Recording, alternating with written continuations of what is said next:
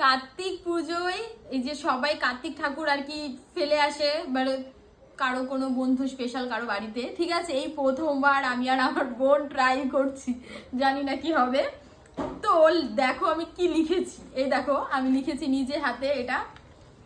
বাবা ও বাবা, মাগো দুয়ার খোলো, বাইর পানে চোখটি মেলো, আমি তোমার ছোট্ট খোকা দাঁড়িয়ে আছি একলা একা, বাইরে ভীষণ শীত, লাগছে ভীষণ ঠান্ডা, মাগো তুমি খোকন বলে নেও গো আমায় কোলে তুলে।